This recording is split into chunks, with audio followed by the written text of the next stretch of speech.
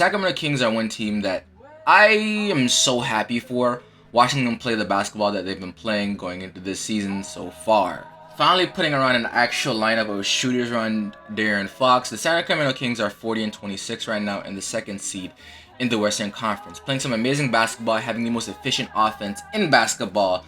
This team is about to be some fits for a lot of teams going into the playoffs. And I know some people are seeing the climb that the Lakers are having. They're looking at teams like the Clippers that they think have experience, or even the Dallas Mavericks, because Luka Doncic is a different player when it comes to playoff time.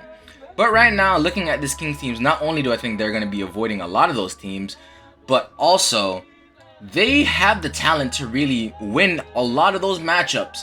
So today we're going to look at the Sacramento Kings, what they've been doing this season and how good they are, how their players have affected the game, and what it may look like come playoffs. So, one player I want to give some shine to, which I think is probably the largest reason why this is even possible at the moment, is Domantas Sabonis. Not saying that he's the best player on this team, but his skill set is really what was able to open up the game for a lot of these players. He's now averaging 19 points per game, 12.3 rebounds, 7 assists on 62% shooting and 37% from 3. These are numbers we haven't seen since Will Chamberlain, some minus the 3-point percentage because Wilt never shot 3, or they didn't even have a 3-point line back then. But Domantas Sabonis is putting up some absolute crazy numbers right now, and his skill set down low has allowed this team to really have this high-powered offense. He's such a great passer, whether it's passing out to the perimeter once he gets double-teamed, or recognizing cuts and hitting guys perfectly in the middle of their hands, or just knowing guys' spots. His ability to play make out the post and score in the post is the reason why this team has been able to generate so much offense, and it's so hard to stop, especially with De'Aaron Fox's also ability to dive cut to the rim and get there at will. So, Domantas Sabonis right now, he's showing you exactly why people thought his father would be such a menace in the NBA, with that playmaking ability and unstoppable ability in the post. And with this amazing playmaking ability, he's not only allowed to use it in the post. When you're putting up at the high in the perimeter isolated, he's able to allow this team to use handoffs and cuts to score, which is why they rank, I think, 3rd in points per possession on handoffs and 3rd in points per possession. I think number 1 in points per possession off cuts. And that's simply because at the top of the key, when he has the ball isolated, you can't play off of him because his mid-range jumper is knocked down. So he's able to see the entire players' movements on the entire court, and he's able to hit guys on any one of their spots. So when you have guys like Keegan Murray, Harrison Barnes, and huerter all shooting as well as they have this season, when you give them handoffs and you run DHO actions, it's easy to see why this team is able to score so well on those type of plays.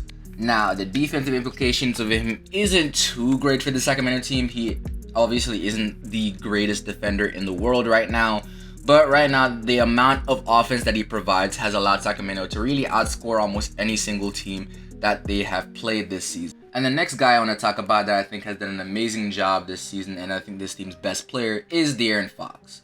De'Aaron Fox this season is averaging 26 points per game, 4.2 rebounds, 6.3 assists, 1.2 steals on 52% shooting and 33% from 3. Of course, he's never been that great of a 3-point shooter, but that doesn't matter this season because he doesn't have to be the guy causing the spacing. The Sacramento Kings have finally thought, yo, it'd be crazy if we put some shooters around De'Aaron Fox, a guy that is probably one of the fastest, if not the fastest player in the NBA, can get to the rim at will. Now he has spacing to do what he wants, and he can kick out the shooters whenever they do bottle him up in there. That's a crazy concept, right? And it's now allowed this team to give him the perfect amount of space, which is why now he's one of the league leaders in drives, scoring at the rim, and he is putting on a clinic on the offensive end when it comes to crunch time. De'Aaron Fox this season leads the NBA in clutch points with 169, and he's been able to do it in a variety of ways. He has a knockdown mid-range jumper. He can get to the rim absolutely at will. His pick and roll game with Domantas Sabonis has been almost unstoppable this season. He's just, whenever the Sacramento Kings needs him in crunch time to actually perform, he's always been there and always been able to perform for them and dig them out of holes sometimes and allow them to win games. And I think he's a lock to win clutch player of the year because I don't see anybody else that's been doing it better than him this season and has gotten the results time and time again like he has. But again, De'Aaron Fox is also one player that's been doing amazingly well this season. But you can't talk about the Sacramento Kings team without talking about the role players that are on this roster. Kevin Huerter, Harrison Barnes, Malik Monk, Keegan Murray, Trey Lyles, etc., etc. These guys have been putting up masterclass numbers for this season as role players and spot-up shooters. One guy I do want to highlight though is the guy that should be first team all rookie this season. I don't care what anybody says. and that is Keegan Murray. Keegan Murray is averaging 12 points per game, 4.6 rebounds, 1.2 assists on 45% from the field and 41% from 3 in 6 attempts per game. When they say he was NBA ready, they were not kidding. But I thought this season that Sacramento was the best place for him, as he can fit as a cog role player, and I was expecting maybe a good 10 points per game and shoot a good 36% from 3. I did not expect him to be this good a shooter, and while he's this team's best point of attack defender, I would really not say that he's elite on that end. He's just pretty good, and he's been able to handle the job as well as you'd hope as any rookie could. But this season, he has truly proven why they said he was NBA ready, and I can't wait to see the leaps he's able to take. I understand people say that he probably didn't have the highest ceiling of anybody in this draft, but looking at how well he has been able to play, the synergy he's gotten with Domantas Sabonis in that interior screening game, and how well he's been able to cut off the ball, he can only get better. And as he gets better, I think is the guy that can take this team to the next level. If he can get to like a fringe all-star level type of ability where he can average maybe a good 17 to 20 points per game on a night-to-night basis. I'm not asking him to become an all-star or a superstar, but just to get to those type of numbers would be perfect and be able to get this team to the next level. And Kevin Huerter this season has been amazing. He was shooting like 50% earlier this season, and nobody expected those percentages to keep up, and he's come back to earth a little bit. But this season he's averaging 15.1 points per game on 49% shooting and 40% from 3, and the DHO actions with him and Domantas Sabonis is absolutely unstoppable.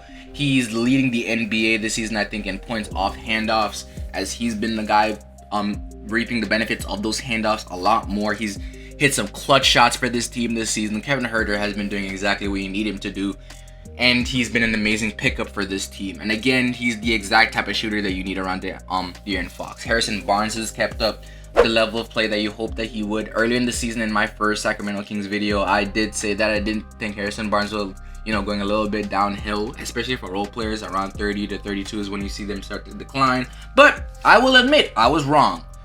In the role he is in right now, it's perfect for him. He's shooting 37% from 3, 47% from the field, averaging 15 points per game. He is virtually this team's third option when it comes to as a ball handler. I know Kevin Huerter is averaging the third most points on this team, but when you need somebody to go get a bucket and put the ball in their hands, he is that third option for this roster right now. And then you can't miss it with that talk of Malik Monk, who's also been great off the bench, that has a nice case for 6th man of the year this season, averaging 14 points per game. Of course, I thought his 3-point shot would be a little bit better for them this season, but he's been also a really good playmaker, which I think is something that he has learned from playing with guys like Russ and LeBron on the Lakers. But he has been great this season for this team. So right now, the Sacramento Kings team, at the top you have De'Aaron Fox and Domantas Sabonis that have been playing extremely well. They're the guys that make it work. But you cannot have this level of success without these guys, and Kevin Huerter, Harrison Barnes, Malik Monk, Keegan Murray, that really has been able to be the cogs in this offense that's basically made this team the best offensive team in the league. Now, that being said, they are a bottom 5 defense in the NBA. That's obviously shown in games like they had the Clippers, where both teams scored over 170 damn points.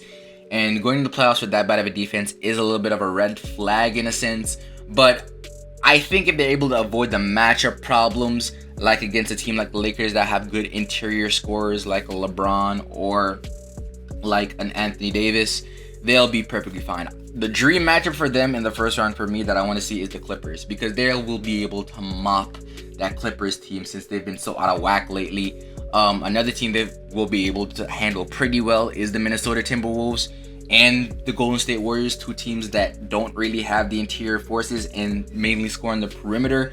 And they have the guys that's able to at least make it pretty hard on guys like Anthony Edwards and Steph Curry, and those teams just don't have the defense to keep up with this team's offense. But right now, they just need to avoid the matchup problems. And I think once they get one round under their belt and they really get used to that playoff atmosphere, they can beat anybody as long as they're able to get out that first round pretty unscathed and have the experience to do it. But let me know you guys feel in the comment section down below. How do you feel about the Sacramento Kings team? I love this team so much. I'm so happy for this Sacramento Kings team. I'm so happy for De'Aaron Fox, who I think has been one of the best guards in the league for the past 3 years. That was 3 to 4 years. and he's finally has the team around him to allow him to win games. This team's on track to be a 50-win team this season, which they haven't been seen since the early 2000s. The drought is finally over. Light the beam. I can't wait for playoff time and see how good this team's able to perform. With that being said, this is FLB. That's my time, and I'm out. Also, wherever it came up in that media and PR department came up with Light the Beam, needs the most massive pay raise I've ever seen in my life.